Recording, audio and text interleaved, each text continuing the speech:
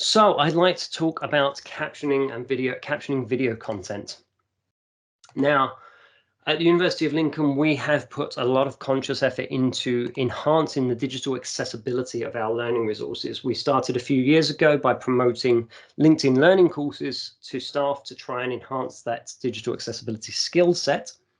But actually, we felt the need to drive that a lot further.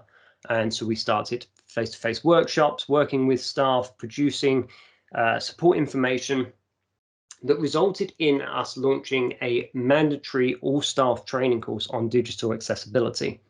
And the impact of this was significant. We introduced Blackboard Ally as a accessibility measure of learning resources on our VLE.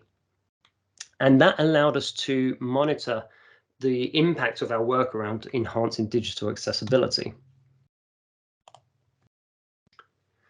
And the reason why I was so happy for this to continue is that we could visibly see the impact of this mandatory training course, which we specifically wrote in a way to try and engage people in a sort of empathic approach to accessibility by promoting scenarios with challenges that students genuinely face. And through using Blackboard Ally, we could monitor this, and this central column here is what I'm particularly happy with, that the measured accessibility of learning resources on Blackboard in academic year 2019 to 2020 averaged at 45% accuracy, as measured by Ally. And in one academic year, this changed to 87.94. That's almost a doubling of accessibility in our learning resources. And so we felt like we were actually starting to win over hearts, minds, and give people the technical skills they need to create accessible content. We launched open access web resources to support this, and it covered a whole wide range of digital accessibility documents, PowerPoints, and included creating accessible video content and using captions as well in teaching. We monitored this through our use of Panopto as our video platform, and we saw a significant increase in staff choosing to add captions to their video content. And at that point, this was optional. We've now engaged automatic captioning by default on Panopto. And we know that captions benefit everyone, so as does general digital accessibility. This is not just about students with disabilities. This is about promoting an inclusive education environment that benefits everybody. Captioning is great for enhancing the study for students, particularly on video content and micro lectures. So, as I said, as part of a partnership with the Lincoln Student Union, we decided that automatic captioning would be turned on by default on all Panopto videos. And we preface all of our videos with this statement saying automatic captioning has been enabled. They can't be relied on to be 100% accurate. And so please contact your tutor should any errors in captions cause confusion. And this accuracy is a really critical part of captioning as to how accurate captions need to be and how we get there for 100% accurate captions. Now, W3C say that automatically generated captions don't meet user accessibility requirements unless they are confirmed to be fully accurate. And usually they need editing. And specifically, there is a failure of the success criteria if the captions don't include all of the dialogue, either verbatim or license, and all important sounds as well. If not, then they're not real captions. And that's a big challenge. How do we institutionally meet that big challenge? And in talking with staff around producing video content, there were a lot of sort of common concerns that came up, and I'm sure that in your experience of using videos and captions, some of these will sound familiar to you. That automatic captions are just terrible, they're unusable, or they're better in a different software. Why can't we use a different software rather than this one? Maybe you've heard people say that automatic captions don't work with my accent, strong, heavy accents, and it doesn't interpret me well. Or that they don't work with my technical terminology. I use a lot of advanced language in my teaching, and so I can't use automatic captions. And, well, we need to employ some manual services so that we get meet this accuracy challenge. And these were common challenges that we heard, and I wanted to look into these specifically and try and investigate them and assess them and address them. To do this, I took a range of 8 videos from our Panopto library. These are teaching videos that were live online with students, cropped them to 5 minutes just for ease, and actually selected a range of speakers from native English, what's known as received pronunciation, which is roughly my accent, the kind of traditional native English accent. But I also included speakers that were non-native from East Asian accents, Nigerian, Spanish, and Polish as well. I made sure that these were all videos that had good to excellent audio quality and were roughly 5 minutes long, with slight variations in speaker pace. And what I did was to take those videos and assess them against the quality, to actually quantify the accuracy of the captions. And using a whole range of tools, multiple tools, you'll see that on average, just as an overview of accuracy, automatic captions don't fare that badly. No matter what video I was looking at and no matter what platform I was looking at, everything was roughly 80 to 100%. A few outliers with particular software and particular videos, but generally everything's above 80%. So automatic captions aren't terrible. They're just a starting point for corrections. And so then we got onto the challenge of different software platforms and how that impacted accuracy. So I started off by looking at Microsoft Streams as a video host, YouTube, and Panopto, and compared the accuracy. Now, on average, YouTube excels and gives the highest automatic captioning accuracy, whereas Panopto does come out lower on average.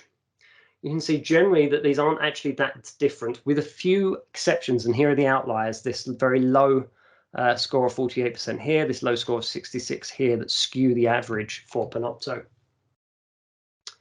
And so it wasn't that surprising that YouTube came out so significantly high. YouTube has the largest video library online and has hours and hours of content uploaded to it every minute from a range of diverse speakers. And so it's not that surprising that the data they are basing their captioning on is very vast and effective. I expanded out my testing to look at more than just video platforms though. So here are our 3 original video platforms, Panopto, Streams, and YouTube. But I also then wanted to include a paid captioning service called Captioned, and also captioning functionality within Microsoft PowerPoint, Microsoft Teams that we're using right now. And Microsoft Word comes with 2 different voice-to-text solutions. One is Dictate, which transcribes your voice in real time as you're speaking to it. The other is Transcribe, which allows you to upload an MP3 recording and make a transcription from it. And so when we look at all of this, we see a kind of wide range of data that we can start to delve into now. Again, YouTube's still coming out highest compared to all other platforms. Teams and Panopto showing some of the lower scores, but actually on average, a fairly consistent range showing in the data. And the reason why I wanted to look at this is, although there are some softwares that seem to suggest might give a higher accuracy, does that really help you in producing your video content? If we're using Panopto as our video library, we can publish a video, make corrections to the captions, and then the video is finished. It's in the right place, it's presented to students and available. If we use another piece of software, there are additional steps in the workflow involved. So Streams or YouTube, for example, we need to publish the video somewhere else, implement the corrections, because again, none of these platforms give perfect automatic captioning, and they never will. Then we need to download that subtitle file that usually is a VTT or an SRT file, publish the video to Panopto, then re-upload and import that captioning file. And so the question is that, yes, we can see a few percentage increase accuracy on some other platforms, but is it worth your time investing in these additional steps, or is actually your time best spent just correcting the captions in one place from the offset? And that's a question for you to manage in your digital content creation. Then I wanted to think about accents. Okay, we know that automatic captioning can struggle with some accents, but to what extent and how much? So in my testing, I used videos from East Asian, Nigerian, Spanish, and Polish speakers, as well as received pronunciation native English accents. And on average, you can see that the native received pronunciation speakers do show a higher average, 98% across all of the testing, compared to 89% of the non-native speakers. But it's not a huge difference when it comes to the individual platforms, with some exceptions. So Microsoft Streams, less than 5% difference, YouTube, less than 3% difference. Some significant differences when it comes to Microsoft Teams and Panopto, 25% difference between the accented speakers. But still, on average, we are seeing a well above 80%, in fact, nearly a 90% accurate captions. So yes, there is a Western bias in educational technology and in captioning technology towards native English received pronunciation speakers, but it doesn't do that bad a job with some non-native speakers as well. We teach academic content at a higher education level, and so we do need to use technical and advanced language. But how much impact does this actually have on captioning? Well, I used a measure called the Common European Framework for Word Complexity, which measures how complex a piece of text is based on the 10,000 most commonly used words in the English language. Now, a lower CERF score indicates that it's an easier text, a higher score, more complex. And when we plot this on a graph, you'll see that actually there isn't a correlation. If there were a correlation between the word complexity and the caption accuracy, then we'd see a much stronger correlation than distributed on the graph, as you can see, p-value of 0.56. So the more complex terminology used doesn't necessarily negatively impact captioning accuracy. And that's because, although we do use technical terminology, the majority of our sentences are constructed using common language. And in fact, as teachers, as educators, it's our job to use more universal and accessible language to explain our concepts. So a lot of the words used in our captions are common words. And finally, I'm told by staff that a manual captioning service might support this better. And so the question is, well, do paid captioning services actually provide a higher accuracy? Here's the data across the board from all of our testing and all of our average accuracies. And within this graph, Captioned and Panopto paid service are the two services that charge. And you can see they don't come out on top. In fact, they don't come out statistically different from all of the other services. And this is when we're paying someone to manually transcribe our content for us, because we're still at the mercy of the vocabulary of that individual transcriber. And this highlights the change when we do pay, compared to Panopto Automatic, when we do pay Panopto to transcribe our content. Generally, there is an increase of around about 10%, but actually in some cases on the videos I tested, the paid captions came back worse than the automatic content. So there's no correlation between paying for the additional service and the caption accuracy. And even if we did employ manual capture and accuracy, would it actually be an affordable and scalable solution? At the University of Lincoln, we published over 9,500 hours of video to Panopto in the last academic year, which was 800 staff, roughly 12 hours of content per user. Now, for the lowest cost service from Panopto, that would cost us just below £500,000 per year. Captioned comes with a variable pricing, so it's a little bit difficult to predict. but we would set up an initial license fee and then a cost depending on how often the videos are reused, and it would be somewhere between this bracket here, £53,000 startup plus a reuse fee that may be variable, would leave us in very unpredictable territory in terms of costing this and planning this out as an institutional rollout. And so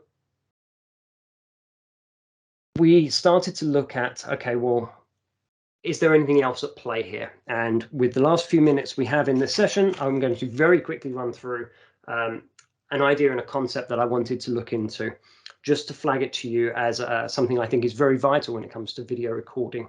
And that is the microphone quality and recording environment in which you are making your recordings.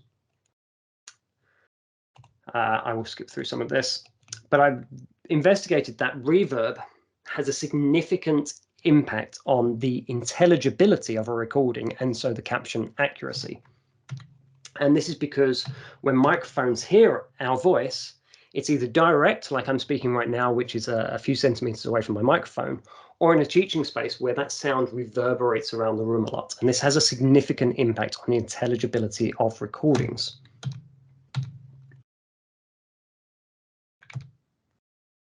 And so what I'd like to think about moving forward is ensuring that when we are creating video content and are expecting to use automatic captions, we really do think about how we are using that microphone.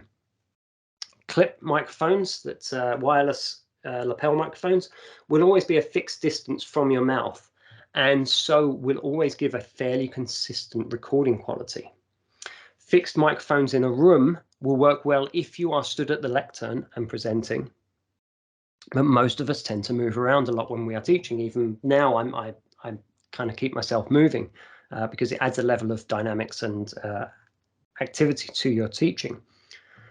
And so this can be a challenge when you are recording, particularly in a large teaching space. And look at the teaching space you're in. Does it have very large flat panel walls, particularly glass walls that we see? That's going to increase the amount of reverb in your teaching space and reduce the intelligibility of your recordings. It's something really worth thinking about, and when you have the option of lapel mics, I certainly do recommend them. At the University of Lincoln, we are investing in microphone arrays, which are complex microphones that have multiple microphone diaphragms built within them and active noise cancelling based on where the sound is coming from. So these can be good solutions as well. And so in summary then, thinking about what it really takes to make accurately captioned video content, well, we do need to make corrections to automatic captions. That will always be the case. We cannot expect software to do it for us. And to meet accessibility needs, we do have to make those corrections and invest the time in it. There isn't a perfect software. Yes, some seem to promote slightly better than others, but think about how you are using video in your workflows. And is it worth you switching platforms for an extra couple of percentage accuracy? Accents do have an impact on caption accuracy, but maybe less so than I expected. But as an educational technology sector, we do want to look at how we decolonize this technology and actually promote a more diverse data set to build this technology on. Technical terminology doesn't have the impact you might think, because actually think about the language you're using. We do use common language much more than we do our academic and technical language. Paid services, unfortunately, still don't reach 100%. The only person that can reliably, accurately caption content is the speaker themselves. They're the only person that knows exactly what vocabulary they were using and what message they were communicating. And comparatively against all the other factors at play here, audio quality has the biggest impact on captioning accuracy. It plays a role in intelligibility, which is important for captions. But if we think about it, if the captioning software can't interpret our voice accurately, why would we expect any other listener to be able to either? We need very high quality, good audio to make sure that our teaching is as accessible and effective as possible.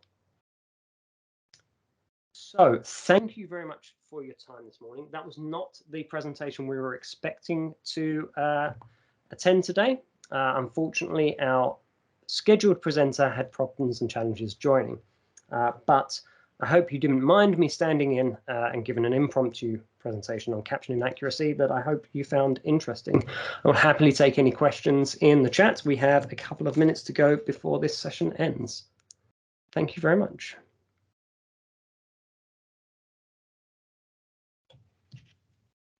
Amit, I can see your hand raised. Hi, Mark. Thank you very much for this. I mean, this was very thorough and robust research that you did, and I can't express how important auto captioning is for international people, students. English is not my first language, to be honest, and I still rely on subtitles when I watch Netflix shows, YouTube videos, because I struggle understanding jokes. I mean, in this context, it's jokes, but in education, it is maybe technical terminology, and that's quite significant. And seeing auto captioning has made a lot of development, progress. It's really promising, and I'm happy to see that. And the good thing is that paid services don't do as well as YouTube, so this is also good for me, to be honest. So it's free and it's open source, so that's really great to see that. Thanks for that. It was quite robust and thorough. Thank you very much. It was quite Thank you, Amit. You make a really useful point, is that the captioning is not just serving those that are hard of hearing or deaf. It has much wider impact. Definitely. Grand, thank you. Well, Thank you. with that, I will call this session to a close. Thank you very much to everybody for joining. I appreciate your time this morning, and I do hope that you enjoy the rest of the conference. I will quickly post a message into the chat on upcoming talks as well, and thank everybody for their time today. Have a great day.